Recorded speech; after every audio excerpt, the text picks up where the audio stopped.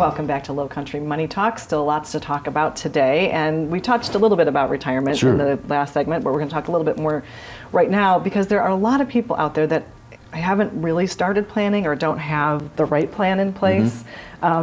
It's kind of staggering to me that the number of people that don't really have a plan. Yeah, I see that every day. Yeah. And here's the other thing. I've seen people 15 years in retirement don't have a plan. That's even scarier. Well, there was a fisherman that told me when the tide goes out, it exposes all the trouble spots. You know? So a good fisherman will go out in the low tide. But the other thing they said is it changes it all the time. So you have to be careful. That's kind of how we are today. Right. So retirees today, 2008 and 9 is long in the rearview mirror. Maybe they weren't retired then, so they don't think about it as much. This is my 5th bear market as an investment advisor. I've been doing this for 31 years now. Yeah. So you've seen a lot. Seen a lot, yeah. Kind of, you know, history tends to repeat itself. But a good plan will take the stress away. Yes. Most people, Betsy, spend more time planning a vacation than they do planning for their financial retirement or their financial future. That's very interesting, but I wonder if it's because they're just a little bit afraid to look at what actually would look like. You know, maybe they're afraid they're not going to have enough money to retire. Now, are you a person that gets up in the morning and says, look, here's 5 things I don't want to do. I'm going to do them now so I can enjoy the rest of the day, or do you just leave those things laying out there? I used to be the second, but I find that the more seasoned I get, it's better to get those things out of the way. Well, here's what I learned in the military service years ago.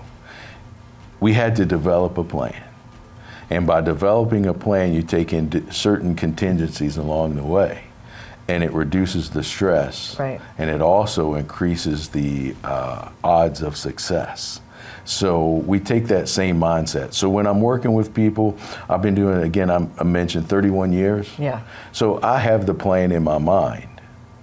Okay, it'll be a little different for each person, but the basic plan's going to be the same. So when I'm working through that plan for the individual, I already kind of know how it ends up, okay?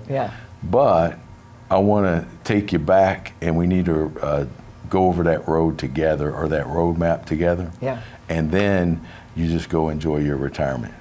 And so what is the best time for somebody to start that plan or start that process? And if they haven't, and like you said, they are already into retirement, do it now, obviously. But you know, it's never too late. But when should somebody really try and start?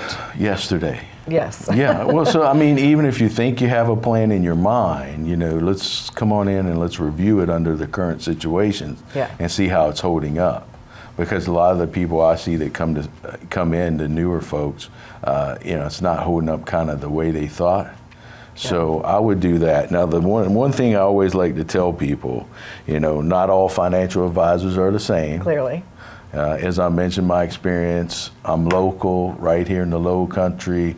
I'm independent, so I don't have any big banks telling me what to do, and local, independent, and fiduciary. So I'm going to look at your interest over the firm's interest, for, let's say, So, and no big bank signs my paycheck. You do. So you want to do the best job for us that you can. Absolutely. So now is the time to call Rachel so you can get your Revolutionary Wealth Review. There's no obligation. It's free. You do have to have over $500,000 saved in assets, but that's it. So make sure that you are calling Rachel to get that free assessment, and we will be back in just a moment.